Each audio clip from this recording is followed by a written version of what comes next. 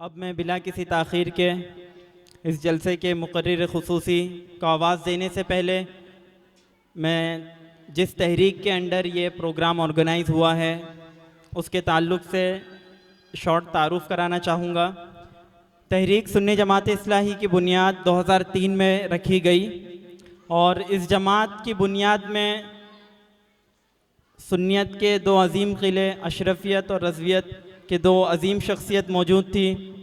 हज़रत अनवार अशरफ उर्फ़ मुसन्ना मियां रहमतुल्लाह अलैह और हज़रत मौलाना अब्दुर रहीम साहब रहमतुल्लाह अलैह बानी दारुल उलूम महबूब सुबहानी, ये दोनों हज़रात के दस्ते मुबारक से हज़रत अल्लामा मौलाना मुफ्ती शरीफ साबरी साहब को तहरीक के अमीर का साफ़ा पहनाया गया, इमामा शरीफ बांधा गया और इस तहरीक की शुरुआत तब से हुई।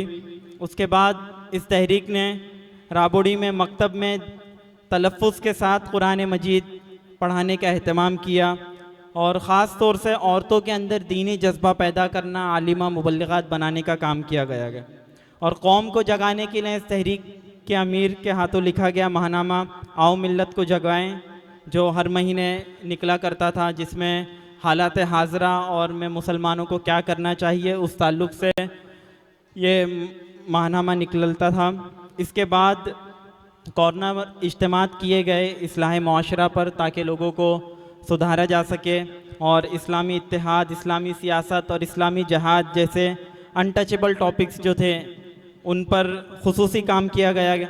और इस तहरीक के अंडर अभी 5 मदरसे चल रहे हैं, जिसमें 3 राबोड़ी में मदरसा जामा अनवारुस सालिहात बापे टावर बापूजी नगर जैतून मंजिल के नीचे, एक हुजूरी दरगाह वागले स्टेट और एक मुस्तफ़ाबाद न्यू दिल्ली में।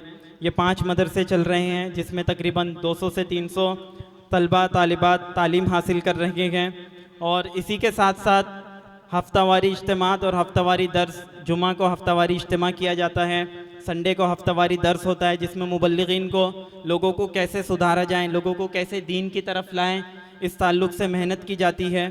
ये तमाम काम हज़रत अल्लामा मौलाना मुफ्ती शरीफ साबरी साहब के गाइडेंस और उनके अंडर किए जाते हैं और इन कामों को किस अंदाज में किया जाता है कि अपने भी खफा मुझसे बेगाने भी नाखुश, अपने भी खफा मुझसे बेगाने भी नाखुश, मैं ज़हर हलाइल को कभी कह न सका कन, यानी बिना किसी दबाव के, बिना किसी के अंडर प्रेशर जो हक बात लगी, जो हक लगा लोगों तक पहुंचाना, उसे उसी सच्चे अंदाज में, इस्लामी अंदाज में लोगों तक पहुंचा दिया गया। और जब आप इस तरीके से काम करते हैं तो कितने प्रॉब्लम्स आती हैं, तो उस वक्त प्रॉब्लम्स आने के बाद हज़रत का ये पैगाम होता है कि मुझे ज़ंजीर पहना दो, मुझे सूली पे लटका दो, मुझे ज़ंजीर पहना दो, मुझे सूली पे लटका दो, मगर मैं रहज़नों को रहनुमा कह दूँ ये मुश्किल है, मगर मैं रहज़नों को रहनुमा कह दूँ ये मुश्किल है, जो कुछ देखता हूँ ज़ुबां से साफ कहता हूँ, जो कुछ देखता हूँ ज़ुबां से साफ कहता हूँ, किसी के डर से जुल्मत को ज़िया कह दूँ ये मुश्किल है। अब मैं आवाज़ देना चाहूँगा हज़रत पीर तरीक़त रहबर शरीयत हज़रत अल्लामा मौलाना हाफिज़ कारी पीर मुफ्ती शरीफ साबरी साहब को, अमीर सुन्नी जमात इस्लाही, सदर जमात इत्तेहादुल मुस्लिमीन, काजी दारुल इस्लाही दारुल क़ज़ा शहर थाने, मैं उनसे गुजारिश करूँगा कि वो माइक पर आएँ और जो आज का टॉपिक है खुसूसी मुसलमानों के मौजूदा हालात का हल, उस पर बयान करें। माइक पर हज़रत अल्लामा मौलाना पीर मुफ्ती शरीफ साबरी साहब क़िबला। अल्हम्दुलिल्लाह अल्हम्दुलिल्लाहि रब्बिल आलमीन वल आक़िबतु लिल मुत्तक़ीन वस्सलातु वस्सलामु अला सय्यिदिल अंबिया अला सय्यिदिल अंबिया वल मुरसलीन व अला आलिहि व सहाबिहि अजमईन। अम्मा बाद फ़अऊज़ु बिल्लाहि मिनश शैतानिर रजीम। बिस्मिल्लाहिर्रहमानिर्रहीम या अय्युहल्लज़ीना आमनु दुखुलू फिस्सिल्मि काफ़्फ़ा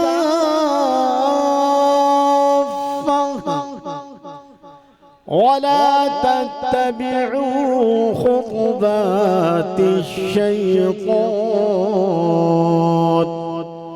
इन्नहु लकुम अदुव्वुम मुबीन। आमन्तु बिल्लाहि सदक़ल्लाहुल अज़ीम व बल्लगना रसूलुहुन नबियुल अमीनुल करीम व नहनु अला ज़ालिका लमिनश शाहिदीन वश्शाकिरीन वल्हम्दुलिल्लाहि रब्बिल आलमीन। गुफ्तगू से पहले एक बार इंतहाई अक़ीदत व मोहब्बत और अदब एहतराम से हमारे सारी कायनात के आका व मौला मदनी ताजदार हुजूर मोहम्मद रसूलुल्लाह सल्लल्लाहु तआला अलैहि वसल्लम के गोहर बार में दुरूद शरीफ का तोहफा झूम झूम कर निछावर फरमा लें। अल्लाहुम्मा सल्लि अला सय्यदिना व मौलाना मुहम्मदी मुबारक वसल्लिम सलातन व सलामन अलैका या रसूलल्लाह या हबीबल्लाह। मौजू बहुत मुश्किल है, इस माना कर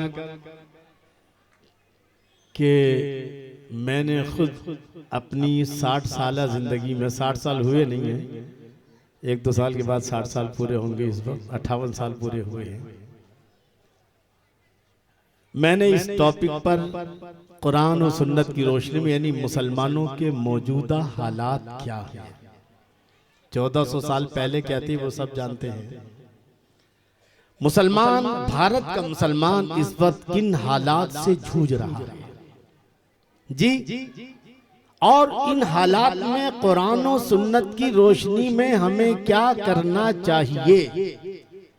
मैंने इस मौजू का इंतखाब किया है और मैं अपने मौजू के साथ अपनी ताकत भर इंसाफ करने की कोशिश करूंगा। भारत का मुसलमान क्या है, भारत के मुसलमान का तारुफ अनवर जलालपुरी अपने अंदाज में लिखते हैं। क्या भारत का मुसलमान क्या है, तवज्जो के साथ समाअत कीजिएगा। मैं एक चराग हूं, दीवार है न छत मेरी। मत्ते साहब तवज्जो के साथ समाअत कीजिएगा। भारतीय मुसलमानों की तस्वीर पेश करते हुए वो लिखते हैं कि मैं एक चराग हूं, दीवार है न छत मेरी। मैं एक चराग हूं, दीवार है न छत मेरी। हवाएं करती हैं फिर भी मुखालफत मेरी। हवाएं करती हैं फिर भी मुखालफत मेरी। और मैं बादशाह हूं गुजरे हुए जमाने का। ये आज के मुसलमान, भारत के मुसलमानों का तारुफ इंट्रोडक्शन कराया जा रहा है। मैं बादशाह हूं गुजरे हुए जमाने का। सिमट कर रह गई एक घर में सल्तनत मेरी। सिमट कर रह गई एक घर में सल्तनत मेरी। और अकबर इलाहाबादी फरमाते साहब, प्रयागराजी, प्रयागराज नाम हो गया। अकबर इलाहाबादी फरमाते कि भारत का मुसलमान किसे कहते हैं, सुनिएगा। वो गैरतें, वो सब्र, वो ईमान है कहां। समाप्त करें। वो गैरतें, वो सब्र, वो ईमान है कहां। हुस्ने अमल के दिल में अरमान है कहां। हुस्ने अमल के दिल में अरमान है कहां। और गुल मचा हुआ है कि मुस्लिम में खस्ता। एक गुल मचा हुआ है कि मुस्लिम, डॉक्टर साहब तवज्जो के साथ समाप्त करें। एक गुल मचा हुआ है कि मुस्लिम में खस्ता हाल। पूछे जरा कोई कि मुसलमान है कहां। पूछे जरा कोई के मुसलमान है कहां। मुसलमान की हालत तो ये है क्या, इस शराबे रंग बू को गुलसिता समझा है तू। एक होती है शराब एक होता है शराब। शराब हाफिज जमील साहब तशरीफ लाए। मैं उलमाए किराम का शुक्रगुजार। इधर इधर बॉर्डर पे जरा फायरिंग होती रहती है, इधर आ जाइए तो अच्छा रहेगा। एक बार दुरूद पढ़ के सुना दे। अल्लाहुम्मा सल्ली अला सय्यिदिना मौलाना मुहम्मद व बारिक वसल्लिम सलातन व सलामुन अलैका या रसूल अल्लाह या हबीब अल्लाह। तवज्जो के साथ समाअत कीजिएगा। शराब तो आप जानते हैं, शराब को जानना हो तो मुस्लिम महल्ले में चले जाओ, समझ में आ जाएगा शराब का कितना अच्छा इस्तेमाल होता है जी। एक है शराब, वल्लज़ीना कफ़रू आमालहुम कसराबिन बक़ीअतिन यासबु ज़मानु माअब, यानी कुरान ने उसका नक्शा खींचा है काफिरों के अमाल शराब की तरह, यानी जंगलों में रेतीले रेगिस्तानों में सफर करने वाले जब प्यास उनको लगती है तो वो प्यास इस एक रेत को पानी दूर से वो रेत पानी नजर आता है और वो उसकी तरफ दौड़ते हैं, मगर करीब जाते तो पता चलता है कि वो पानी नहीं बल्कि रेत है। बेचारे की जो भी ताकत थी वो भी खर्च हो जाती है। ये हालात आज भारत के मुसलमानों के हैं। इस शराबे रंगरूबू को गुलसिता समझा है तू, आह ए नादा कफस को आशिया समझा है तू, आह ए नादा कफस को आशिया समझा है तू। और मुसलमानों ने, भारत के मुसलमानों ने अपने खुर्शीद पे फैला दिए साए हम। ये खुर्शीद क्या है? कुरान मजीद है। खुर्शीद क्या है? मेरे नबी की सुन्नत है, सीरत रसूल है। खुर्शीद क्या है? हमारे असलाफ की जिंदगी है। खुर्शीद माने सूरज, हिदायत का सूरज। अपने खुर्शीद पे फैला दिए साए हमने, मांगते फिरते हैं अगियार से मिट्टी के चराग। हमने अपनी गफलतों की चादरें डाल दी, अपनी गफलतों की, अपनी जहालतों की, अपनी इंसानी शैतानी तबीयतों की और जमहूरियतों की। हमने अपने कुरान पर, अपनी शरीयत पर चादरें डाल दी है। अपने खुर्शीद पे फैला दिए साए हमने, मांगते फिरते हैं अगियार से मिट्टी के चराग। और ये क्यों हुआ? इसलिए कि हमें रहबर और रहजन को समझने में गलती की। हमने रहबर को रहजन समझा और रहजन को रहबर समझा। सब कुछ तो तेरा लुट गया रहजन के हाथ से। मौलाना जमील साहब तवज्जो के साथ समाअत कीजिएगा। सब कुछ ए भारत का मुसलमान शऊर ले, शऊर की आंख खोल, अभी भी वक्त है, नहीं तो हरफ गलत की तरह मिटा दिया जाएगा। अल्लामा इकबाल कहते हैं कि न समझोगे तो मिट जाओगे हिंदी मुसलमानों, तुम्हारी दास्तां तक भी न होगी दास्तानों में। सब कुछ तो तेरा लूट गया रहजन के हाथ से। ईमान तेरा बचा ले वो रहबर तलाश कर, ईमान तेरा बचा ले वो रहबर तलाश कर। और हर शख्स जल रहा है अदावत की आग में, हर शख्स जल रहा है अदावत की आग में। इस आग को बुझा दे वो पानी तलाश कर, इस आग को बुझा दे वो पानी तलाश कर। और पैदल करके सवार ऊंट पे अपने गुलाम को, हमारा रहबर कैसा होना चाहिए? वल्ला मेरा अपना मिजाज ये है, कुर्सी खाली थी इसलिए मैं बैठ गया ऊपर, नहीं तो मैं अपने साथी उलमा के साथ नीचे बैठना गवारा करता हूँ। कहीं मजबूरी होती है तो अलग बात है, नहीं तो मैं नहीं चाहता कि मेरे साथी नीचे बैठे और मैं अपने साथियों को दिखाऊं कि देखो मैं कुर्सी पर बैठा हूं। नहीं, अल्लाह ने मुझे इस चीज से पाक रखा है, मजबूरी में मुझे बैठना पड़ता है। अब बहसियत मुकर्रिर के मुंह तो बैठना पड़ रहा है मुझे। तवज्जो साथ समाअत करें। हमारे हुजूरी से भी तशरीफ लाए हैं सलीम भाई और हमारे मजहर भाई जो है, तवज्जो के साथ समाअत कीजिएगा। आका कैसा होना चाहिए, रहबर कैसा हो, तवज्जो के साथ समाअत करें। करके सवार ऊंट पे अपने गुलाम को, करके सवार ऊंट पे अपने गुलाम को, पैदल ही खुद चले वो आका तलाश कर, पैदल ही खुद चले वो आका तलाश कर। और ये महफिल हुफाज किराम की है, यहाँ हुफाज भी हैं, उलमा भी हैं, और आने वाला महीना माह रमजान भी है, माह कुरान भी है, और माह रहमान भी है, और माह हुफाज कुरान भी है, और माह मुसल्लियान भी है, क्योंकि मस्जिदें भरी रहेंगी। तो तवज्जो के साथ समाप्त करें हुफ्फाज़ किराम। क्या किताबों में जो अफजल है उसे कुरान कहते हैं। किताबों में जो अफजल है उसे कुरान कहते हैं। इसे जिसने उतारा है उसे रहमान कहते हैं।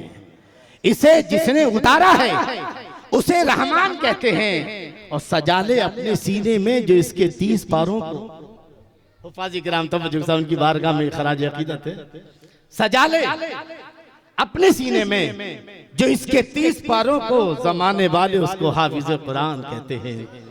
जमाने वाले उसको हाफिज़े, और उलमा का मकाम तो बहुत बुलंद वाला है। ये उलमा ही हैं जो अपनी तकरीरों से, अपने वाज से, अपनी तदरीस से इस्लाम को जिंदा रखते हैं। अगर उलमा खत्म हो जाएं तो समझे जिस दिन उलमा खत्म हो गए उस दिन दीन खत्म हो जाएगा। अगर आज भी पूरी दुनिया में अगर इस्लाम जिंदा है तो उलमा की बुनियाद पर है। इन्नमा यख्शल्लाह मिन इबादिही उलमा। अल्लाह फरमाता है कि अल्लाह से डरने वाले सबसे ज्यादा कोई जमात है तो वो उलमा इकराम की जमात है। इसलिए उलमा की फजीलत को कभी भी दबाया ना जाए। हम सब की फजीलत को मानते हैं, मगर उलमा कल भी इस्लाम को जिंदा करने वाले थे। हाँ, सब तरह के लोग हैं। बहरहाल तो उलमा की शान में एक शेर है, क्या? जिनके किरदार से आती है सदाकत की महक। डॉक्टर साहब, जिनके किरदार से आती है सदाकत की महक, उनकी तदरीस से पत्थर भी पिघल सकते हैं। यही तो उलमा है जो तकरीरों के जरिए लोगों की इस्लाह करते हैं, तदरीस के जरिए लोगों को, शराबियों को जो है नमाजी बनाते हैं, जानियों को नेकुकार बनाते हैं। जिनके किरदार से आती हो सदाकत की महक, उनकी तदरीस से पत्थर भी पिघल सकते हैं। और दिल की मिट्टी से फकत कूज़े शबनम ही नहीं, दिल की मिट्टी से फकत कूज़े शबनम ही नहीं। हमने खुर्शीद भी ढाले हैं न जाने कितने, हमने खुर्शीद भी ढाले हैं न जाने कितने। और अब माह रमजान आ रहा है, इधर हाफिज साहब सुनाते होते हैं और पीछे एक सुनने वाला सुनता है, इधर नमाजी सुनाते होते हैं और टेस्टियान सुनते होते हैं। साहब पानी कम है, बराबर इंतजाम नहीं करते। सबसे ज्यादा टेस्टियों को रमजान भी सुनना पड़ता है। हकीकत है कि नहीं है ना? अरे ये पानी का इंतजाम नहीं, अरे ये देखो ये सफाई नहीं है, ये है ना। तब जो नमाजी माह रमजान, नमाजियों का सैलाब आने वाला है। तब जो साथ समाप्त करें, नमाजियों का सैलाब आने वाला है। पता चला है कि रमजान आने वाला है, पता चला है कि रमजान आने वाला है। अब मस्जिदों का दायरा बड़ा कर लो। ए मस्जिद के ट्रस्टियान, जिम्मेदारान, मस्जिदें बड़े क्या करो, बड़ी करो। अब मस्जिदों का दायरा बड़ा कर लो। बस एक माह का मुसलमान आने वाला है। एक बार झूम झूम कर दुरूद शरीफ कर सुना दे। अल्लाहुम्मा सल्ली अला सय्यिदिना व मौलाना मुहम्मदी मुबारक वसल्लिम सलातन व सलामुन अलैका या रसूलल्लाह या हबीबल्लाह। अज़ीज़ान गिरामी, काबिल क़द्र बुज़ुर्गों, दोस्तों, हालात मौजू क्या है? मुसलमानों के मौजूदा हालात और कुरान और सुन्नत की रोशनी में उनका हल। तो पहले हालात की एक हल्की सी झलक समाप्त फरमा लें। वो हालात जिसको बयान करते हुए हम डरते हैं। जी, आज मुसलमानों के हालात भारत में क्या है? दिनों रात मुस्लिम पर्सनल पर हमले हो रहे हैं। मुस्लिम लामे से मुस्लिम पर्सन अल्लाह बचाता वो भी खतरे में है, और एक जगह पर तो वो भी खत्म हो चुका है। पहले चीज, बाबरी मस्जिद का जख्म अभी तक रिस रहा है, वो भरा नहीं है। नंबर 3, पैलेस ऑफ एक्ट जो बना था 92-93 में, कि भाई जो मस्जिद आजादी के वक्त जो जिस हालत में थी उसको वैसे रखा जाएगा, उससे कोई छेड़खानी नहीं होगी। लेकिन आज इस कानून के बनने के बावजूद भी कौन सी मस्जिद है जो खतरे में नहीं है? कौन सी दरगाह है जो खतरे में नहीं है? कौन सा मजार है जो खतरे में नहीं है? और मस्जिदों, खतरे की बात कर रहे हैं, मस्जिदों और मजारों और दरगाहों पर बिल्डोजर चल रहे हैं। क्या ये हकीकत नहीं है? मेरे दोस्तों, ये हकीकत है। एक माँ बच्चे की परवरिश ही नहीं करती है। बल्कि अगर कोई बच्चे को मारता है तो माँ बच्चे को बचाने के लिए अपनी जान तक दे देती है। हमें इस कौम की परवरिशी नहीं करनी है, बल्कि इस कौम पर होने वाले हमलों की हिफाजत भी करनी है। उसी को कायद और रहनुमा कहते हैं। सिर्फ मीठी मीठी बातें करके निकल जाना और लोगों को जन्नत के सर्टिफिकेट दे करके मस्जिदों, मदरसों, खानकाहों में गोशा नसी हो जाना, इसे क़यादत नहीं कहते हैं। क़यादत नाम है बातिल के आगे सीना सिपर होकर के डट जाना। बहरहाल सोचिए आप, चौथा मामला आप देख रहे हैं कि मुख्तलिफ बहानों से मुसलमानों की आबादियों पर भी जोर चल रहा है। कहीं कहीं आप देखा आपने। नंबर 5, मुसलमानों की शदीद मुखालफत के बावजूद तलाक सलासा को काबिले सजा जुर्म करार दे दिया गया। नंबर 6, मजहब की तबलीग जिसकी इजाजत मुल्क का आईन और संविधान देता है, आज उस पर पहरे बिठा दिए गए हैं। और जो लोग तबलीग इस्लाम के काम में मसरूफ थे, उन्हें संगीन दफात के तहत जेलों में डाल दिया गया है। क्या ये हकीकत नहीं है? लफ्ज़ जिहाद के नाम निहाद इस्लाह वज़ा करके, बना करके बैरुल मज़ाहिब तन मजहबों के दरमियान जो शादियां थी, उन पर पाबंदी लगा दी गई। लफ्ज़ जिहाद, लैंड जिहाद, वोट जिहाद, हर दिन एक नया जिहाद आता है। कहीं ऐसा ना कि छोटे भैया कहीं बड़े भैया को पैदा ना करने की, है ना? ये बार बार जिहाद का लफ्ज याद करा के कहीं बड़े भैया ना पैदा हो जाएं। कौन सा जो असली इस्लामी जिहाद है? बहरहाल तो ये इस तरह की वजह, इस तरह की इस्लाहें कायम करके पूरे माहौल को इस्लाम के, मुसलमानों के खिलाफ बनाना, मुसलमानों के खिलाफ नफरतें पैदा करना। जी। नंबर 8, अभी आपने देखा पिछले साल खरबों रुपए की औकाफ का तिया पाचा करने के लिए वक्फ एक्ट 2025 का कानून लागू कर दिया गया। फरमाइश आई है, मैं भी नात पढ़ना जानता हूं, लेकिन मेरे दिल का जो पैगाम है, जो मेरे सीने को जला रहा है, मुझे वो बयान करने दो। इंशाल्लाह नात तो मैं भी पढ़ता हूं, और मैं आपके इस अल्फाज जज्बात की कदर करता हूं, लेकिन इस सीने में जो तूफान है, इस तूफान को थोड़ा आप अपने तक पहुंचाने दो, ताकि ये एक आवाज बन सके और मुसलमान अपने फैसले खुद ले सके। तो वजह के साथ समाप्त कीजिएगा। मैं उनकी मोहब्बतों का एहतराम करता हूं। जी। वक्फ एक्ट बना दिया गया, मुसलमानों की निशानियां मिटाई जा रही हैं। कहीं शहरों के नाम बदल कर, कहीं स्कूली निसाब में मुसलमानों बादशाहों की तारीख को गलत अंदाज में पेश करके आप कौन सी दुनिया में बैठे? क्या हम स्टेजों पर नारे तकबीर लगाकर हमको लग रहा है कि हमने सारी दुनिया फतह कर ली? ख्वाबों की दुनिया से बेदार हुई है, बेदार हुई है। खुदा की कसम, जो दुश्मन इस वक्त हमारे सामने है, या रियल बात है, शायद किसी ने अब तक कहा हो ना कहा हो, लेकिन मैं पूरे जानकारी के साथ कह रहा हूं, इस वक्त जिस दुश्मन से हमारा सामना है, वो दुश्मन हमें मारना तो चाहता है, मगर ईमान लेकर के बेईमान बना के मारना चाहता है। ईसाई थे, मारते थे मगर हम शहीद होते थे। यहूदी थे, मारते थे, शहीद होते थे। और दीगर दुश्मन मारते थे, शहीद होते थे। मगर आज जो दुश्मन हमारे सामने है, और क्या है? अब आप कहो कि क्या बात? अभी 12वीं चीज थी, लेकिन मैं उसको आप 10वीं नंबर पर लाता हूं। क्या? हुकूमत ने वंदे मातरम गीत को, तवज्जो के साथ समाप्त कीजिएगा, तवज्जो के साथ समाप्त कीजिए। अगर आप ऐसी बेख्याली में सोते रहे, खुदा की कसम हम न दीन के रहेंगे न दुनिया के। अरे मरे तो कम से कम इज्जत की मौत तो मरे। ये दुश्मन हमें जिल्लत की जिंदगी और जिल्लत की मौत से दो किनार करना चाहता है।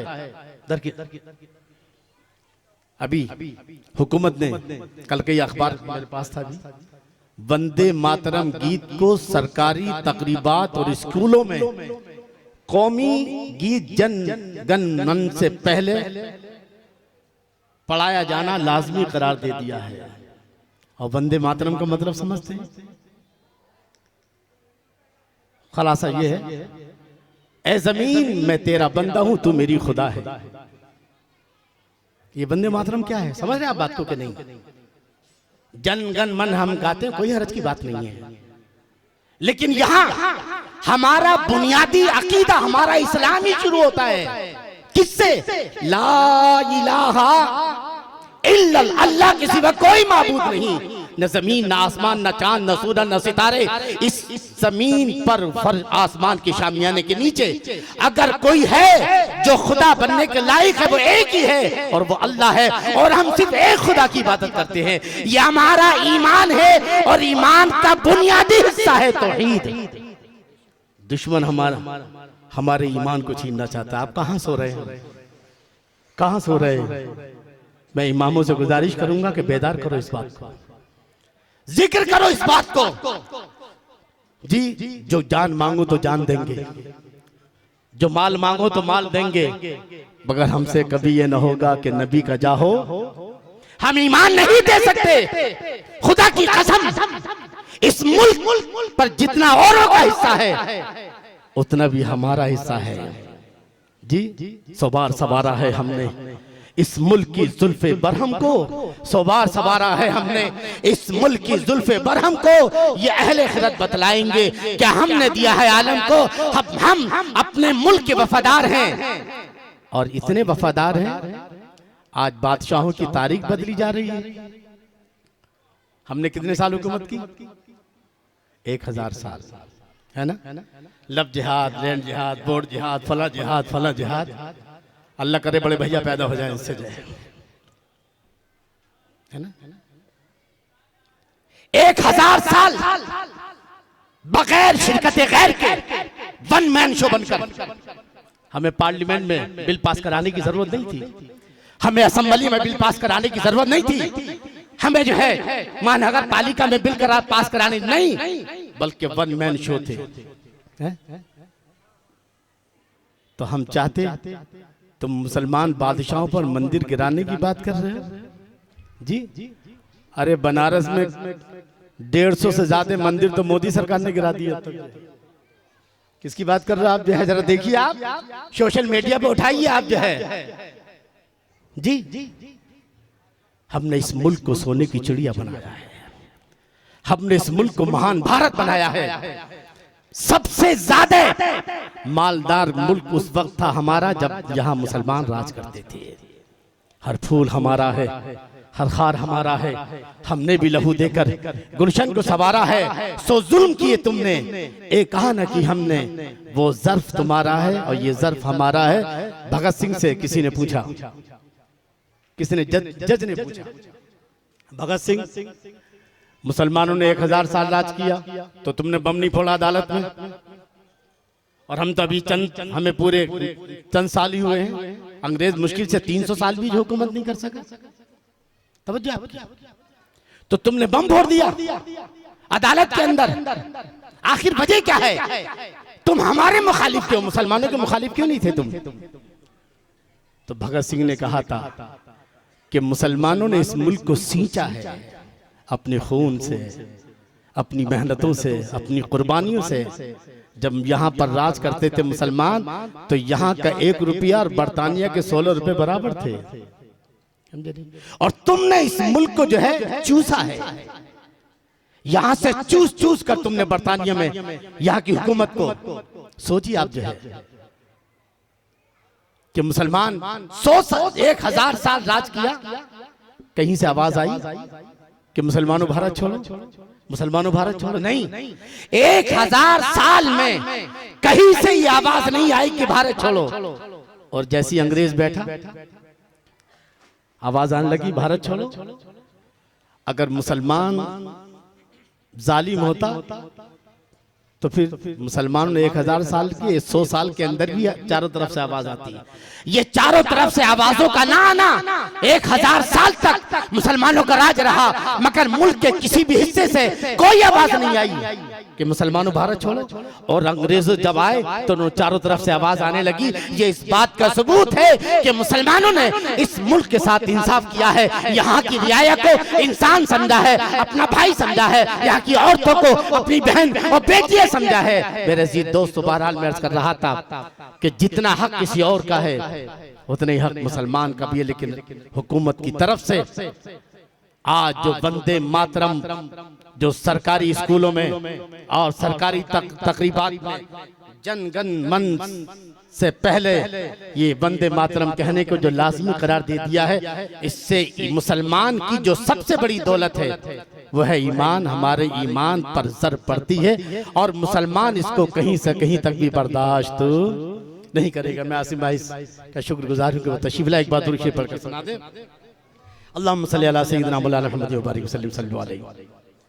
11वीं चीज कि आज हमारी लड़कियां जो मुर्तद हो रही हैं, ये भी दुश्मनान इस्लाम की नापाक साजिशों का एक हिस्सा है जी। नंबर 12 SIR के जरिए दर हकीकत मुसलमानों के नाम वोटर लिस्ट निकालने की एक साजिश है ताकि मुसलमान अपने जमहूरी हक से महरूम हो जाए और दूसरे दर्जे का शहरी बनकर गुलामों की तरह जिंदगी गुजारने पर मजबूर हो जाए। ये 12 चीजें हैं, अगर मैं तफसील बताऊं तो इसी पर खत्म हो जाए। ये हालात है, एक दो जख्म नहीं, पूरा बदन है छलनी। हमारी गफलतों ने, हम सोते रहे, हम आपस में लड़ते रहे, हम एक दूसरे की टांगे खींचते रहे और दुश्मन बड़ी तेजी के साथ आगे बढ़ता गया। और आज कहाँ है? एक दो जख्म नहीं, पूरा बदन है छलनी। दर्द बेचारा परेशान है, कहाँ से उठते मेरे दोस्तों। ये सब किस लिए था? क्यों हुआ? इसलिए हुआ कि मुसलमानों से नफरत जी, मुसलमानों से और इस्लाम से नफरत है। चंद सब लोग नहीं, भारत की आज भी अक्सर आबादी अमन पसंद है, अमन शे, हम उनका एहतराम करते हैं।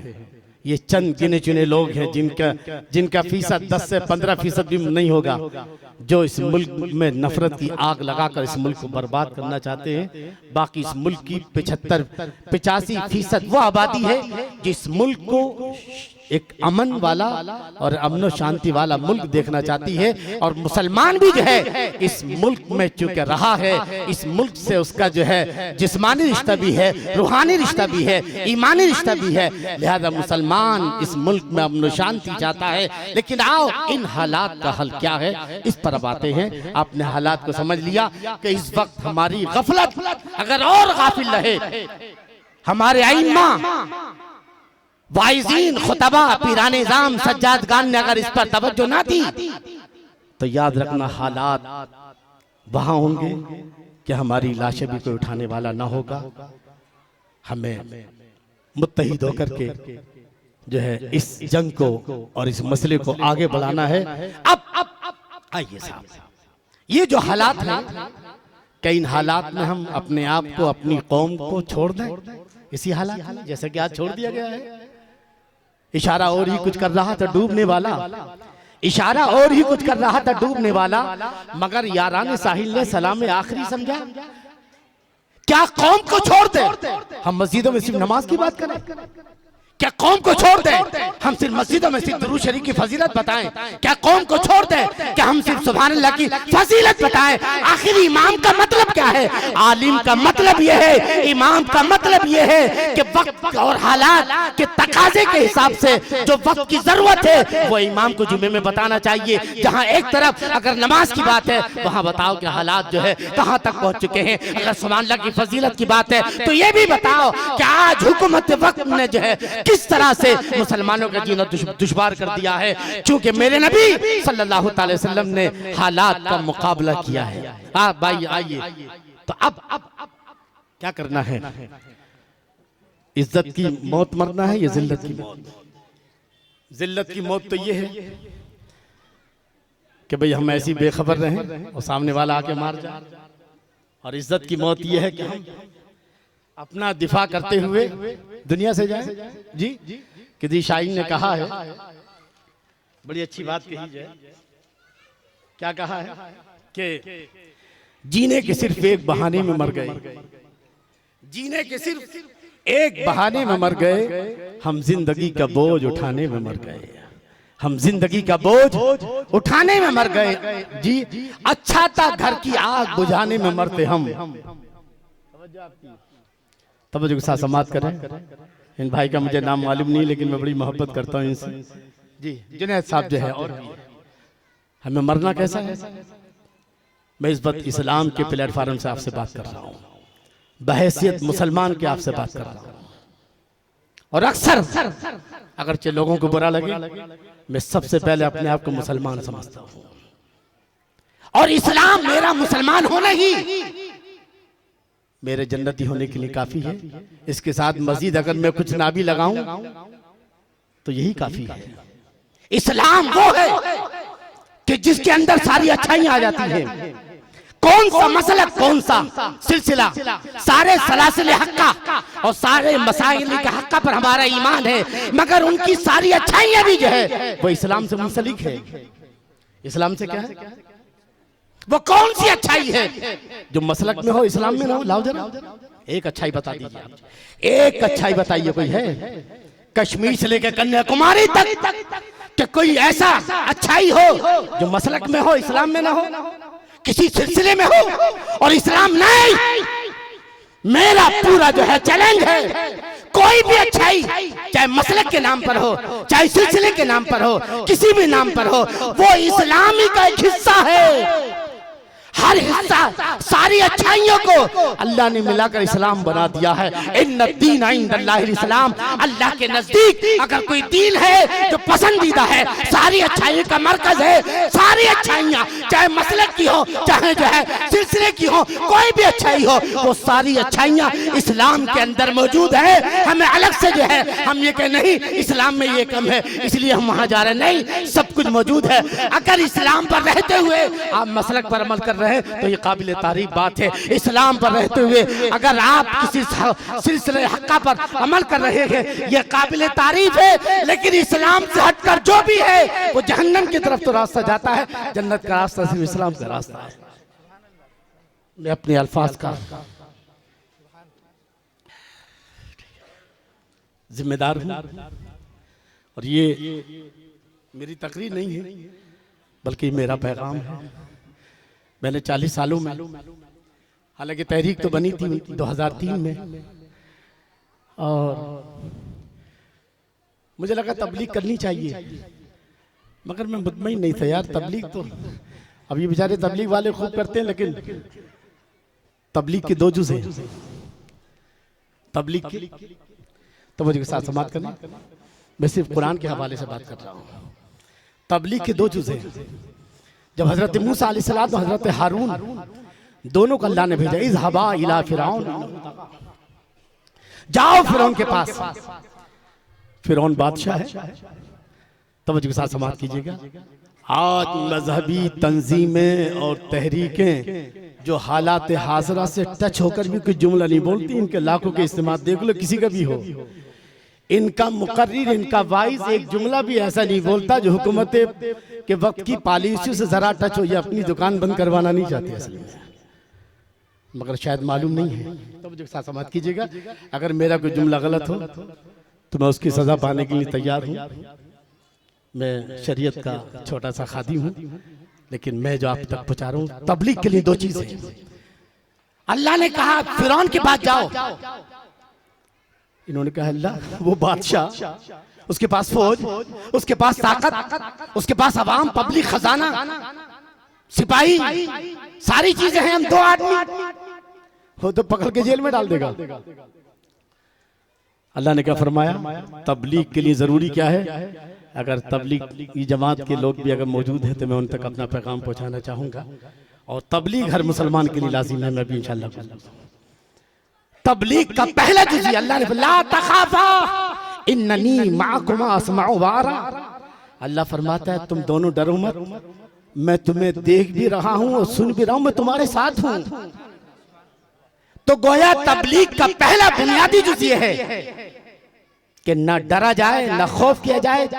जो सच्चा तबलीग करने वाला होगा, चाहे दीन सुन्नियत की हो, चाहे मसलक की हो, जो मसलक हक का हो या मसलक सलासिल हक का हो, उसको डरना नहीं चाहिए, ना ही किसी लालच में आना चाहिए।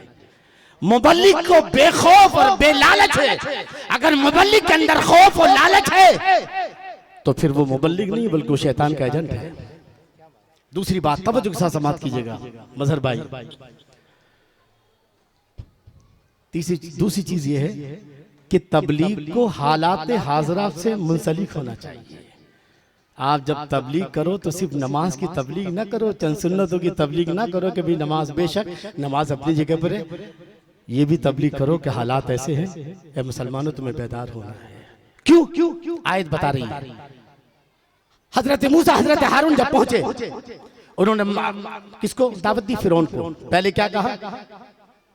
पहले कहा कि इन्ना रसूल रब्बिल आलमीन, हम अल्लाह के रसूल हैं जो तुम्हारी तरफ भेजे गए हैं ताकि तुम अपनी खुदाई का दावा छोड़कर एक खुदा के सच्चे बंदे बन जाओ। पहला पैगाम आप समझ रहे हैं? वो दो थे। कितने आदमी थे? कितने आदमी थे? दो। और हम कितने हैं? दो पे कितने से लगाओगे? वो दो होकर नहीं डरे और हम कितने हैं? 20 करोड़। कितने जीरो लगाने पड़ेंगे? क्यों भाई, कोई है मैथ्स का? कोई दो पे कितने? डॉक्टर साहब कितने जीरो लगाने पड़ेंगे? 7 जीरो लगाएंगे तब जाके 20 करोड़ बनते। हम 20 करोड़ घबरा रहे हैं। तवज्जो आपकी। दूसरी बात, फिरौन से उन्होंने क्या कहा? तवज्जो के साथ समझ। ये जो वक्त की जरूरत, मैं खुद भी तबलीग करता हूं, लेकिन जिस अंदाज से आज की मजहबी जमातों का जो रवैया है, मैं उससे मुतमईन नहीं हूं, क्योंकि ये गैर इस्लामी रवैया है। वो क्या है? बादशाह फिरौन से क्या कहा? वला तुअज़्ज़िबहुम क़द जीनाका। ए बादशाह, पहले तो तू सुधर जा, अपने आप को खुदा कहलाना बंद कर दे, खुदा का बन जा। दूसरे ये है कि बनी इसराइल को सताना बंद कर दे। अनरसिल माना बनी इसराइल को हमारे साथ भेज, बनी इसराइल पर जुल्म करना बंद कर दे।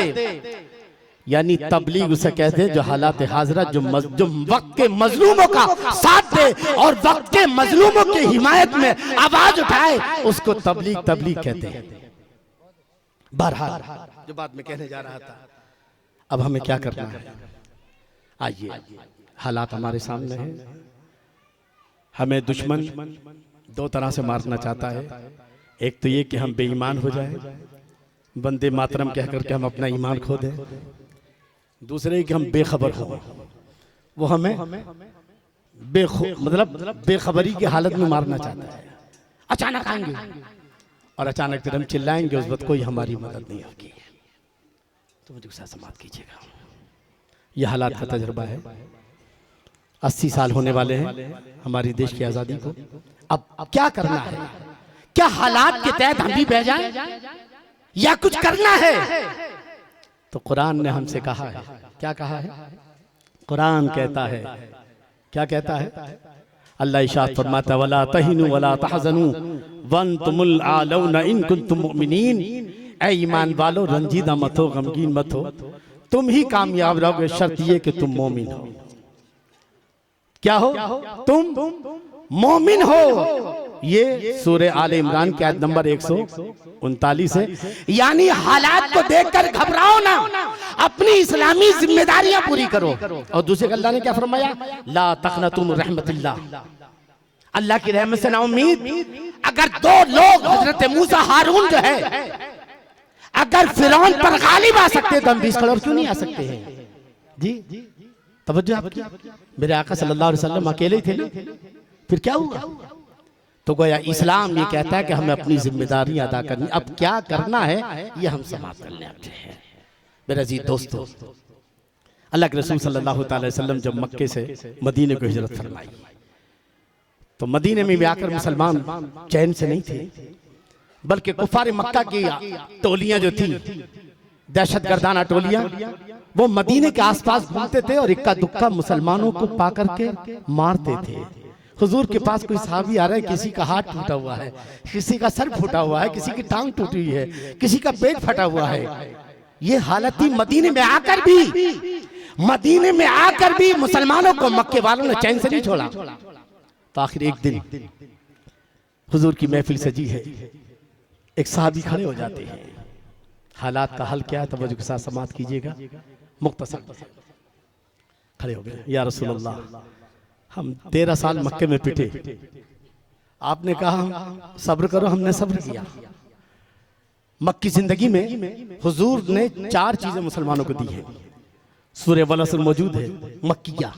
वलअस्र इन्नल इंसाना लफी खुस्र इल्ला लज़ीना आमनू व अमिलुस सालिहात व तवासौ बिल हक़ व तवासौ बिस सब्र। कामयाबी के लिए 4 चीजें दी हैं। मक्की जिंदगी में मुसलमानों के पास 4 चीजें थी, ईमान, अमल साले और दीन की तबलीग, और दीन की तबलीग पर सब्र। ये 4 चीजें मुसलमानों के पास थी। या रसूलल्लाह, हमने सब्र किया, 13 साल तक हम पिटते रहे, लुटते रहे, कटते रहे। तो क्या हम ऐसी पिटते पिटते दुनिया से चले जाएंगे? कभी अच्छे दिन आएंगे हमारे? इसी तरह कुटते रहेंगे ये अहले मक्का, ये कुफारे मक्का, आज भी हमें चैन से नहीं जीने दे रहे हैं। आए है, कितना अच्छा सवाल है। हुजूर, कभी अच्छे दिन आएंगे हमारे नहीं कि हम यूं ही इन कुफारे मक्का के हाथों से पिटते पिटते अल्लाह के यहाँ चले जाएंगे? सवाल, तवज्जो आपकी, आप भी सवाल करो। कभी इमाम साहब से जुमे में खड़े हो जाए, मौलाना साहब, भारत का मुसलमान कब से पिट रहा है, कोई हल बताओ। जब तक आप आवाज नहीं उठाओगे मुसलमान मौलाना हिलने के लिए तैयार नहीं। इल्ला माशाअल्लाह, हर कोई जो है मौलाना इरफान नहीं होता है जी। हकीकत जो बात है, सबको नहीं कह, मतलब अच्छे भी हैं, लेकिन जरूरत इस बात की है, या रसूलल्लाह कब तक पिटेंगे? कब तक हम लुटते रहेंगे, पिटते रहेंगे, कटते रहेंगे? कभी हमारे अच्छे दिन आएंगे? आए है, मेरे आका जवाब देने वाले हैं। यही सवाल तो आपका भी है ना, यही सवाल हर भारतीय का है, यही सवाल हर हिंदुस्तानी का। हम मुल्क के वफादार हैं, हम मुल्क में अमन शांति चाहते हैं, मगर इसका मतलब ये नहीं है कि तुम हमारी जान और माल तो लो, अब ईमान भी लेना शुरू कर दिया। तो हमने सब कुछ दिया लेकिन ईमान नहीं दे सकते हैं। हुजूर जवाब दे रहा था, मुझे समाप्त कीजिएगा। इसका इल्म मुझे खुद 2-3 साल पहले हुआ है, सही बता रहा हूँ जी। मैं भी दिन रात ट्यूशन पढ़ा सकता हूँ, जो है महीने में ट्यूशन में भी 30-40 हजार रुपये आराम से कमा सकता हूँ, लेकिन नहीं कमाता। जो भी मिल जाता है मस्जिद से, और जो भी जो है इधर उधर से जैसे भी है, मुझे बस खुदा जानता है। मुझे आज भी कुरान से मोहब्बत है, और मैं मगरिब से लेकर इशा तक, हमारे मौजिन साहब, कैसर मिल वाले मौजिन साहब जो हमारे बड़े अच्छे साथी भी हैं, मैं साथी मानता हूँ, मैं कभी ये नहीं कहता कि ये मौजिन है, बल्कि नहीं, अपने दोनों भाई की तरह से रहते हैं। ये जानते हैं कि मैं मगरिब से लेकर इशा तक सिर्फ कुरान की तफसीर पढ़ता हूँ। मैं निकालता हूँ कि मुझे कौम को क्या देना है। ये कौम दलदल में फंसी है, अब तक कोई मसला इसका हल नहीं हुआ। हम भागे हैं कोर्ट की तरफ, हम भागे हैं अदालत की तरफ, हम भागे हाई कोर्ट की तरफ, हम भागे सुप्रीम कोर्ट की तरफ, मगर सुप्रीम कोर्ट ने तो आस्था का नाम लेकर के हमारी मस्जिद को दूसरों के हवाले कर दिया। कहां जाओगे तुम? या रसूलल्लाह, इसका हल क्या है? हम यूं ही पिटते रहेंगे और पिटते पिटते यहां से चले जाएंगे, या कभी अच्छे दिन आएंगे?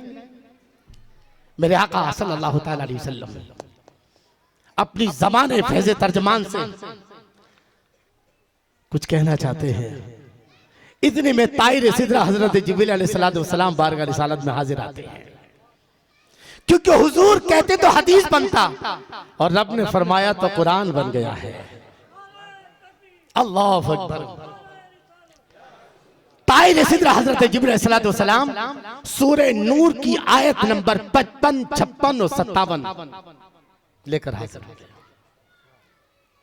मसले का हल हमारे हाफिज कारी इमरान साहब, जो हमारे बड़े मोहसिनों को हम फरमाए, हजरत इधर तशरीफ लाए, बॉर्डर पर जरा गड़बड़ाएंगे, यहाँ फायरिंग होती रहती है, तशरीफ ले एक बार दुरूद शरीफ पढ़ के सुना दे। अल्लाहुम्मा सल्ली अला सय्यिदिना मौलाना मोहम्मद व अला सय्यिदिना मौलाना मोहम्मद व बारिक वसल्लिम सलात व सलाम अलैका या रसूलल्लाह। तवज्जो के साथ समाप्त कीजिए, कुरान समाप्त कीजिएगा। अल्लाह इरशाद फरमाता है, सूरह नूर आयत नंबर 55, 56 और 57, खुलासा निचोड़। अल्लाह इरशाद फरमाता है, वअदल्लाहु अल्लज़ीना आमनु मिनकुम व अमिलुस सालिहात। उनका तर्जुमा समाप्त फरमाए, हुजूर समाप्त फरमाए। मुसलमान कब तक पिटेगा, कब तक लुटेगा, कब तक कटेगा? क्या कभी मुसलमान के अच्छे दिन आएंगे? कुरान ने जवाब दिया है। अल्लाह इरशाद फरमाता है कि तुम में जो ईमान वाले हैं और अमले साले वाले हैं, अल्लाह का उनसे वादा है, अल्लाह उन्हें 4 चीजें देने वाला है। कितनी चीजें? 4 चीजें। क्या? ला यस्तखलिफन्नहुम फिल अर्द, पहली चीज ये है, पहली चीज ये कि अनकरीब मुसलमानों को हुकूमत मिलेगी। अल्लाह को मुसलमानों से सिर्फ दो चीजें चाहिए, ईमान और अमल सालेह। अल्लाह उन दो चीजों के बदले चार चीजें का वादा फरमा रहा है। अव्वल लयस्तखलिफन्नहुम फिल अर्द, मुसलमानों को जमीन में हुकूमत मिलेगी। दूसरा समाज फरमाए वला युमक्किनन्ना लहुम दीनहुम लज़ी इर्तदा लहुम, अल्लाह ने जो दीन उनके लिए चुना है, चॉइस किया है इस्लाम, वो इस्लाम हर जगह गालिब आ जाएगा, हर जगह इस्लाम का झंडा होगा। तीसरा वला युबद्दिलन्नहुम मिन बादि खौफिहिम अमना, और मुसलमानों के दिलों में जो काफिरों का खौफ है, अल्लाह इस खौफ को अमन में बदल देगा। तीन चीजें। चौथा ला तहसबन्नल्लज़ीना कफरू मुअजिज़ीना फिल अर्द, चौथा ये कि जितने भी मुसलमानों को मिटाना चाहते हैं, अल्लाह ताला सबको आहिस्ता आहिस्ता ठिकाने लगा देगा। किसी को अभी यही चार चीजें तो चाहिए, हर अपोजिशन को भी यही चाहिए, हुकूमत वालों को भी यही चाहिए। पहली चीज हुकूमत, अल्लाह ने कहा अगर मुसलमान ईमान पर और अमल साले पर डटे रहे तो क्या है, पहला क्या है, ईमान और अमल साले। पहली चीज हुकूमत मिलेगी। कुरान कह रहा मैं हर बाहर उसका तर्जमा आप तक पहुंचा रहा हूं। पहली चीज हुकूमत, दूसरे इस्लाम का गलबा, हर जगह इस्लाम का परचम नजर आएगा। तीसरे ही कि मुसलमानों के दिलों में जो खौफ है, ये खौफ अमन में रब तब्दील फरमा देगा। चौथा ये कि जो दुश्मन मुसलमानों को और इस्लाम को मिटाना चाहते हैं, अल्लाह ताला खुद उन्हीं को जो है किनारे लगा देगा। लेकिन मुसलमानों से क्या चाहिए, क्या चीजें चाहिए, दो चीजें, ईमान और अमल सालेह। अब ये अमल सालेह क्या है, इसको तवज्जो के साथ समाप्त कीजिएगा। मेरे नबी सल्लल्लाहु अलैहि वसल्लम ने इन आयतों के नाजिल होने के बाद आप चैन से नहीं बैठे, बल्कि आप मदनी जिंदगी उठाकर देखिए, पहली हिजरी से लेकर के आप दूसरे आखिर तक जो है, इन 10 सालों में हुजूर सल्लल्लाहु अलैहि वसल्लम ने 8 साल के अंदर 12 काम किए हैं बड़े बड़े। कितने? 8 मक्के में थे, ईमान अमल सालेह वतवासौ बिल हक वतवासौ, और 8 यहाँ मदीने में। पहला काम क्या किया, आपने मुसलमानों को मुत्तहिद किया, इन्नमल मुमिनूना इख्वा, ईमान वाले आपस में क्या है, भाई भाई है। दूसरा, आपने पहली मुस्लिम सोसाइटी की तश्कील फरमाई, पहली मुस्लिम सोसाइटी को वजूद में लाए इस्लामी उसूलों पर। तीसरा यह है इस्लामी सियासत की बुनियाद डाली, इस्लामी हुकूमत की बुनियाद डाली। चौथा यह है कि फसादियों को खत्म करने के लिए इस्लामी जिहाद की बुनियाद डाली। पांचवी चीज यह है कि आपने गैर मुस्लिमों से मुआहदे किए, कुल या अहलल किताब ताअलू इला कलिमतिन सवाइन बैनना व बैनकुम इला आखिरी। छठा यह है कि आपने दुश्मनान इस्लाम में जासूस भेजे। सातवां यह है कि आपने मुसलमानों की जमीयत को मजबूत किया और दुश्मनों की जमीयत को तोड़ा, सूरह अहज़ाब गवाह इस पर है। आठवां यह है कि आपने आसपास के बादशाहों को मुसलमान होने के खुदूद भेजे। कितने हो गए? 8 8 और 4 जब सर मैं 12 तारीख को हुजूर क्यों पैदा हुए हैं, ये 12 उसूल दिए हैं हुजूर सल्लल्लाहु ताला अलैहि वसल्लम ने। दुनिया के इंसानों को अगर यहाँ भी और आखिरत भी हुकूमत करना चाहते हो तो जहाँ 12 चीजें जमा हो जाएंगी, वहां समझ जाओ कि इस्लाम का कमल उधर ही खिलता नजर आएगा। सोच इरफान के खजाने वाले, सोच इरफान के खजाने वाले, तेरे साइल थे जमाने वाले, फूल क्यों आग बना तेरे लिए, फूल क्यों आग बना तेरे लिए, आग को फूल बनाने वाले मेरे आका सल्लल्लाहु अलैहि वसल्लम ने ये 12 उसूल दिए, इसलिए हम 12वीं वाले के नाम से जानते हैं जी। लेकिन आओ तो पता चला कि अमले साले का मतलब, तकवे का मतलब यही नहीं कि अभी आपने समाप्त किया कि झूठ छोड़ दो, बेशक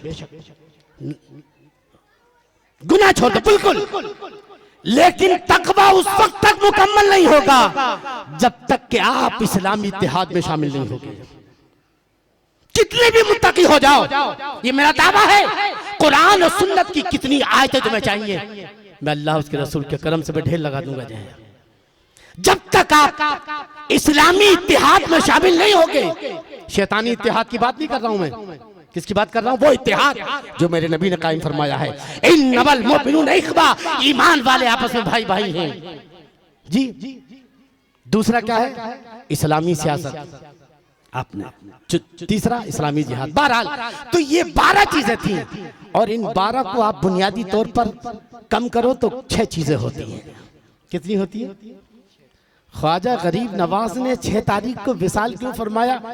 कल ही परसों मेरी समझ में आया। मतलब जो है ख्वाजा गरीब नवाज ने हिंदुस्तान में आकर, तब गुस्सा समाप्त कीजिएगा, तारीख पढ़िए कि जब तक मुसलमान, ख्वाजा साहब ने 6 चीजें दी। पहली चीज दी ईमान। उन 12 को हमने बुनियादी तौर पर 6 में समेटा है। पहली चीज ईमान। दूसरा क्या है? इस्लाम पर मुकम्मल अमल पैदा होना। तीसरा इस्लामी इत्तेहाद। चौथा है इस्लामी सियासत, और 5वां है इस्लामी जिहाद।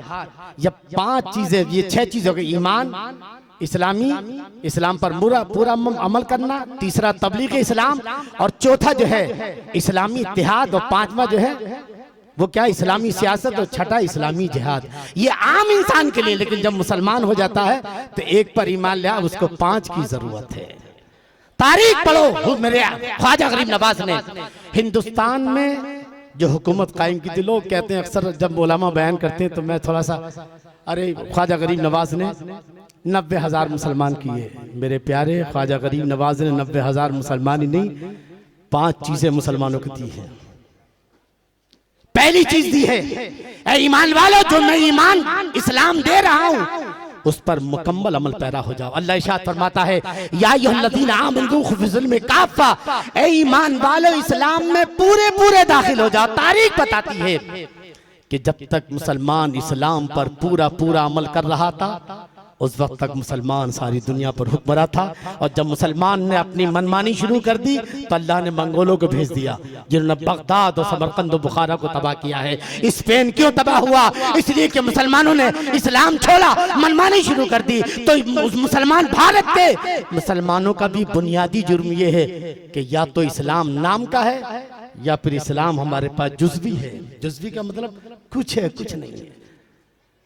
कुछ से थोड़ी सी मोहब्बत और थोड़ी सी बेवफाई किसी और के साथ तो चलेगी, मगर इस्लाम के साथ नहीं। अल्लाह फरमाता है उदखुलू फिस्सिल्म में काफ़ा, और इस उदखुलू फिस्सिल्म में काफ़ा में इस्लामी सियासत भी है, इस्लामी हुकूमत भी है, इस्लामी जिहाद भी है, इस्लामी इत्तेहाद भी है। आप इन चारों चीजों को छोड़कर कैसे मुत्तकी होने का दावा कर सकते हैं? तो पहली चीज, भारत के मुसलमानों को अगर अब भी हम चाहते हैं कि अपने हालात को सुधारें, तो मेरे ख्वाजा गरीब नवाज ने 6 चीजें दी। एक चीज ईमान दी, मगर ईमान के बाद अब 5 चीजें। हमारे मुसलमान तो सब हैं। पहली चीज है कि हम जितना भी जानते हैं इस्लाम पर मुकम्मल अमल पैदा हो। आज हम यहाँ पहुंचे हैं, हमने इस्लाम में मनमानियां शुरू कर दी हैं। अफतुमिनून बिबादिल किताब व तकफुरून बिबाद। अल्लाह ने कुल इन काना आबाउकुम व अबनाउकुम, अगर तुमने एक भी चीज इस्लाम की छोड़ दी और 99 तुमने पकड़ ली, तो 99 भी तुम अल्लाह के अजाब से नहीं बचाए। फतरब्बसू हत्ता याति अल्लाह बिअमरी, अल्लाह के अहकाम पर मुकम्मल अमल पैदा हो। ये भारत के मुसलमानों का पहला जुर्म था, जो जिसकी वजह से आज हम पहुंचे हैं। उसका हल ये है कि हमें मुकम्मल मुसलमान होना है। प्यारे, अब भी वक्त है कि हम जितना हम जानते हैं उस पर अमल करें। अपने मुसलमान भाइयों को जो है इस्लाम की पहली चीज मुकम्मल इस्लाम, दूसरा तबलीग इस्लाम। आज इस्लाम की तबलीग हम समझते हैं मौलाना की जरूरत है, नहीं, बल्कि तबलीग मेरे नबी सल्लल्लाहु ताला अलैहि वसल्लम की सबसे बड़ी जरूरत, सबसे बड़ा फर्ज है जी। क्या अल्लाह ने नहीं फरमाया सूरह माइदा में, सूरह अल्लाह या रसूल बल्लिग मा उनज़िला इलैका मिन रब्बिक, ऐ रसूल जो कुछ हम नाजिल कर रहे हैं उसको लोगों तक पहुंचा दो। अल्लाह ने फरमाया वल तकुम मिनकुम उम्मती यदऊना। आज अहले सुन्नत वल जमात खास तौर से तबलीग के मामले में पीछे है। तबलीग वो है हकीकत में जो मेरे ख्वाजा गरीब नवाज ने की थी। तबलीग वो है तो जिस तबलीग को करने के लिए हुजूर मखदूम अशरफ जहांगीर सिमनानी सल्तनत छोड़ी है, वो सल्तनत छोड़ करके तबलीग करें। हम घर में बैठ करके अपने महल्ले में तबलीग ना करें। आज हमारे बच्चे चरसुल्ले गर्दुल्ले बन रहे हैं। आज मुसलमानों के महलों में ये रातों को रक्षों में भरे हुए जो है ये चरस पी रहे हैं। सबसे ज्यादा बिगड़े हुए मुसलमान महल्ले हैं कि यही इस्लाम है। अफसोस, डूब के मर जाना चाहिए उन मुसलमानों को जो मुसलमान का नाम भी लेते हैं, अपने आप को मुसलमान कहते हैं और शराब के नशे में धुत हैं। इसकी वजह है कि हमारी तबलीग बराबर काम नहीं कर रही है। हमारा जो तबलीग का सिस्टम है वो बिगड़ा हुआ है। नहीं तो ये चरसुल्ले ना बनते, गर्दुल्ले ना बनते। न जाने कितने लोग, लाखों मुसलमान हर साल शराब के नशे में मरते हैं, कितने घर उजड़ते हैं, कितनी औरतें बेवा हो जाती हैं, कितने बच्चे यतीम होते हैं, कितने माँ बाप के जो है उनकी गोदे सूनी हो जाती है। बचाओ, तबलीग करो। मेरे ख्वाजा गरीब नवाज ने यही किया। याद रखना, हमारा जवाल कब से शुरू हुआ? मुगलिया सल्तनत से है? और जब से हम आज तक जवाल पसीर हैं, पहली चीज ये कि हम इस्लाम में मनमानी छोड़ दें। जो इस्लाम का हुक्म अमल करो, चाहे बाप रोके, चाहे बेटा रोके, कोई भी रोके, हमारे सबसे बड़ा जो काम है वो अल्लाह उसके रसूल के हुक्म पर अमल करना है। जिस दिन हमने ये तय कर लिया कि आज के बाद हम इस्लाम पर मुकम्मल अमल पैरा होंगे, इंशाअल्लाह हमारे 90% मसाइल हल हो जाएंगे। दूसरा ख्वाजा गरीब नवाज ने क्या दिया? तबलीग इस्लाम। तबलीग इस्लाम।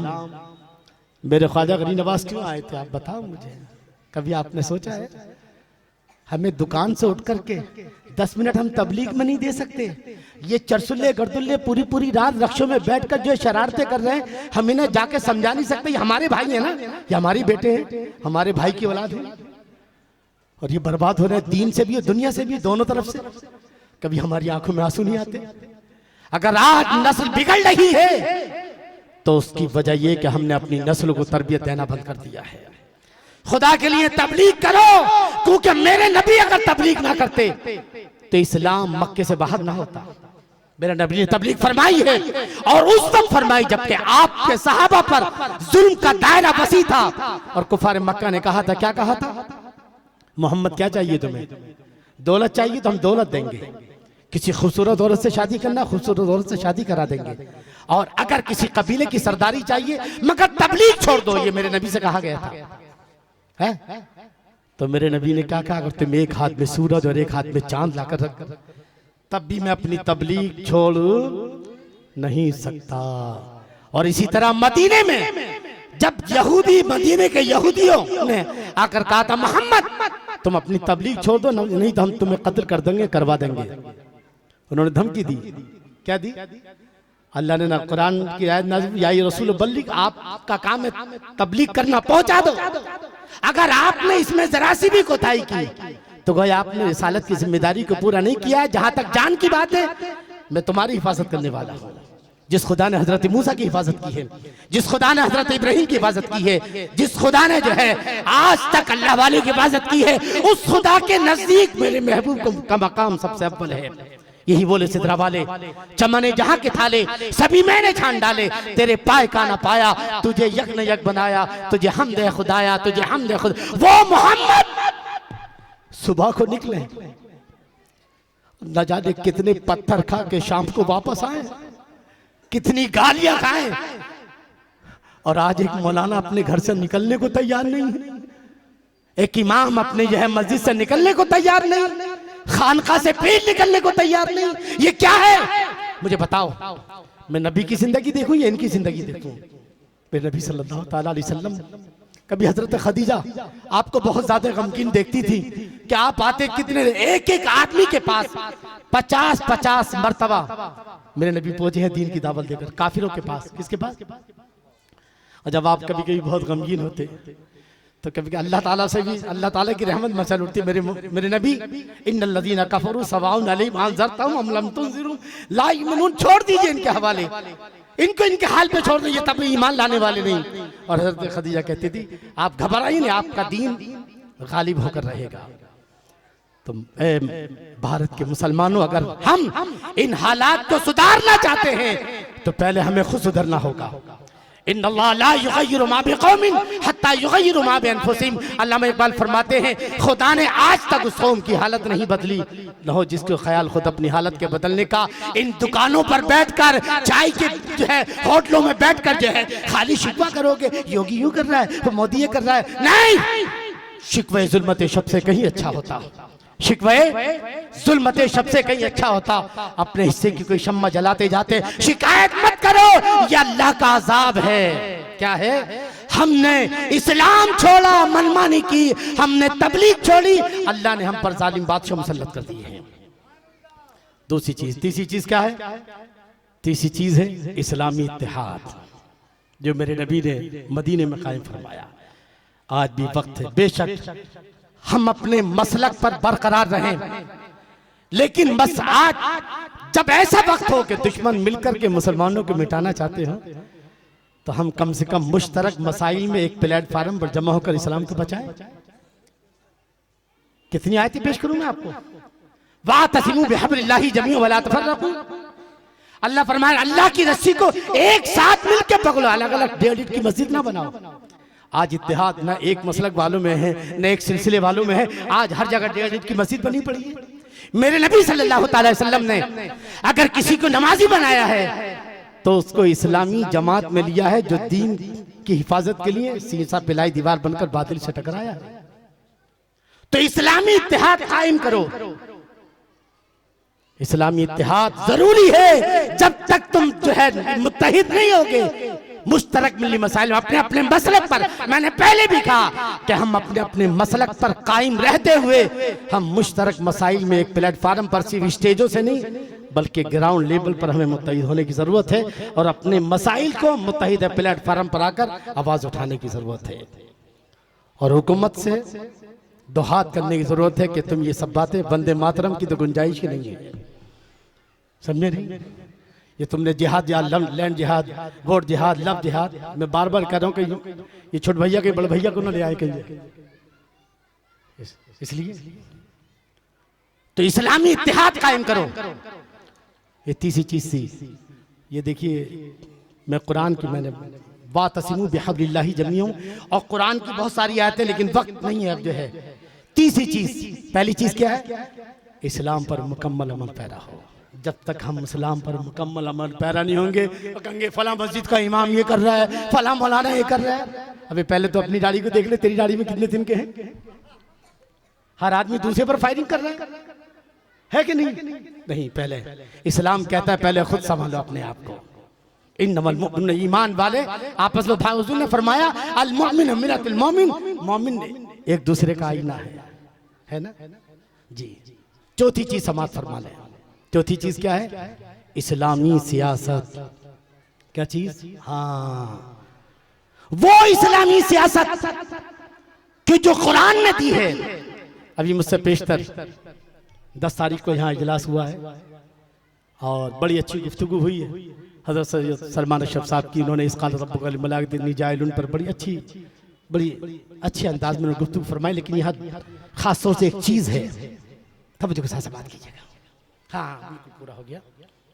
क्या अल्लाह ने हजरत आदम को खिलाफत के लिए पैदा किया। खिलाफत मतलब खलीफा जानते, असिस्टेंट। तो अल्लाह तो नमाज पढ़ता नहीं है, जो असिस्टेंट नमाज पढ़ेगा। अल्लाह तो रोजा रखता नहीं, जो असिस्टेंट रोजा रखेगा। अल्लाह तो इबादत करता नहीं है, जो असिस्टेंट। खलीफा माने असिस्टेंट, यानी अल्लाह के काम को यहां दरअसल, क्योंकि अल्लाह हाकिम है, बंदा जमीन पर जाएगा और अल्लाह का खलीफा होने की हैसियत से जमीन पर हुकूमत करेगा। हजरत आदम को इसलिए पैदा। आप दूसरी आयत क्या है? वमा खलक़तुल जिन्न वल इंसा इल्ला लियअबुदून, हमने जिन और इंसान को अपनी इबादत के लिए पैदा किया। अब ये दो आयतें मिलाइए, एक जैसा लग रहा है। इधर अल्लाह कह रहा है कि खिलाफत के लिए पैदा किया, और खिलाफत का मतलब नमाज पढ़ना नहीं है, खिलाफत का मतलब रोजा रखना नहीं है, खिलाफत का मतलब इबादत करना नहीं है, खिलाफत का मतलब हुकूमत करना हो। अल्लाह हुकूमत करने के मामले में अल्लाह का असिस्टेंट बनकर जमीन पे आओ और अल्लाह की कानून को नाफिज करके उसका खलीफा बनो। तो पता चला इबादत और खिलाफत दोनों एक साथ कैसे आप तर्जमा करेंगे? आप जो है यहाँ कह रहे हैं अल्लाह मैंने इबादत के लिए पैदा किया, यहाँ खिलाफत। पता ही चला कि इबादत का सबसे आला तरीन सूरत यह है कि हम इस्लामी सियासत कायम करें, अल्लाह के नाइब होकर हम अल्लाह की खिलाफत को कायम करें और इस जमीन से इंसाफ को कायम करें और जुल्म का खात्मा हो, यानी इस्लामी सियासत। आज भारत का मुसलमान इस्लामी सियासत से नाशना है और उसकी वजह है कि हमारे उलमा इसकी तरफ तवज्जो नहीं देते। मस्जिदों वाले, खानकाह वालों ने इस लफ्ज से जो है बिल्कुल दूरी बनाए रखी है। नहीं, वो सियासत जो मेरे आका सल्लल्लाहु अलैहि वसल्लम ने की है, जिस पर मेरे नबी ने हुकूमत की है, हजरत सिद्दीक ने हुकूमत की है, हजरत उमर फारूक आजम ने, हजरत उस्मान गनी ने, हजरत अली ने, और उनके बाद आपने जो है, ये कौन सी हुकूमत थी? ये वही इस्लामी हुकूमत थी। बुला दिया तुमने? हाँ जी। चौथी, पांचवी चीज समाप्त फरमा ले साहब, माइक बंद हो रहा है जी।